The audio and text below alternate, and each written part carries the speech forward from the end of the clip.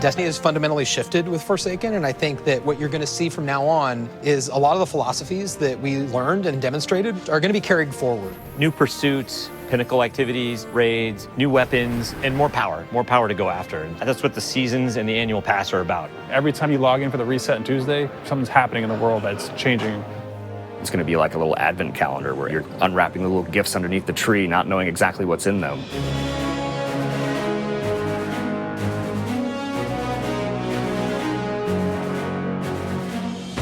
We're not trying to do DLCs anymore. We're not trying to introduce a brand new campaign. Instead, what we want to do is deliver 3 full seasons of content that can last for an entire year and that is coupled with the end game and matches the way players play Destiny.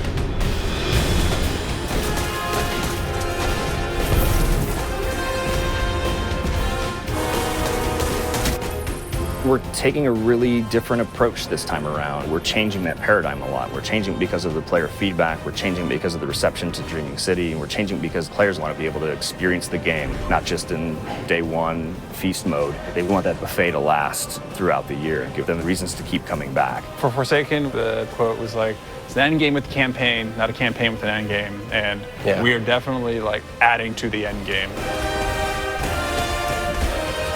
Seasons are really about having content that is available for all players. It's Iron Banner, Crucible, holiday events. But Annual Pass is about having this additional layer of premium content on top of that. The most exciting Destiny is that kind of unexpected Destiny. That is so cool. They like open up portals.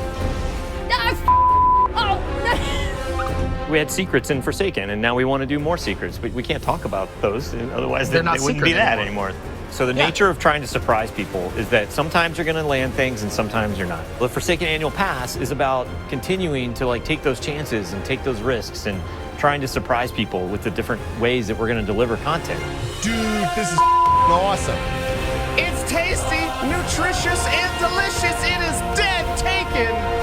Whisper of the worm. Heck yeah. Woo, baby. I'm not at 600 yet. I don't know if you are, Nope, but like 580. 580. Yeah, 564, I think. He went on vacation. I went on for a week. vacation, It's fine. so Every season, we are going to be raising the power cap by 50 for all Forsaken owners. They're still going to get new gear. They're going to get to raise their power to improve their Guardian. For the annual pass, we want to provide a new way for you to pursue the end game. So in Season of the Forge, that's going to be the new Black Armory forges and a new Horde mode-based experience.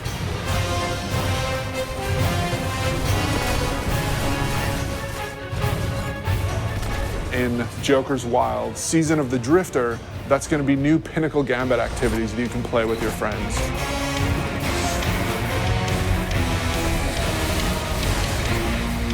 And then in Season 7, the focus is really on discovery and subversion and exciting new secrets that we can't wait for players to discover themselves.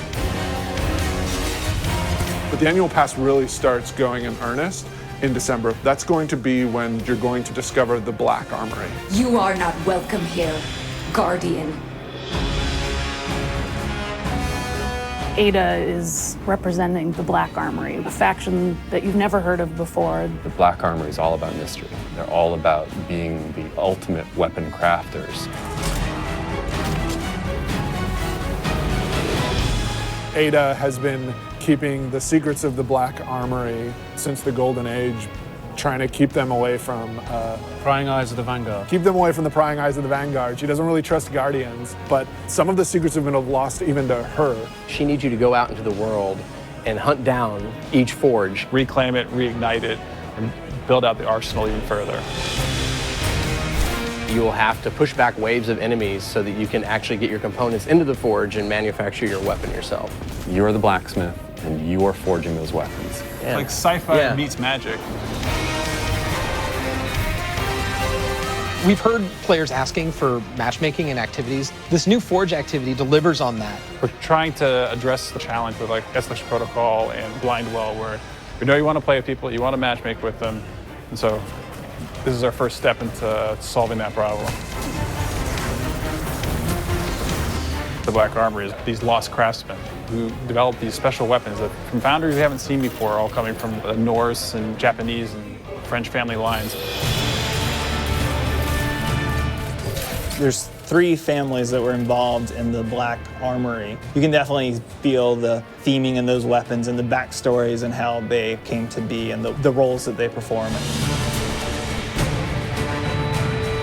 Izanagi's burden is the crazy sniper rifle, where you have a magazine of 4 rounds, and if you do the special reload, it actually crams all 4 bullets into a single round that does damage. That is brutal and will like totally compete with Whisper and Sleeper. It's a sniper rifle that can body shot an enemy.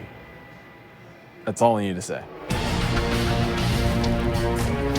The bow is from the Fringe family. It's beautiful. It feels a little thorny in the way it plays. If you like Thorn from Destiny 1, you're gonna love this bow. Jotun is the fusion rifle. Goes on your hand. It goes on your hand. It's the arm blaster, as it was affectionately referred to, and it fires a giant fireball slug that will set the ground on fire. And it follows you. And it will track you down and murder you. It knows where you live. So we've got 5 new exotics, including 4 brand new awesome weapons and 1 old favorite.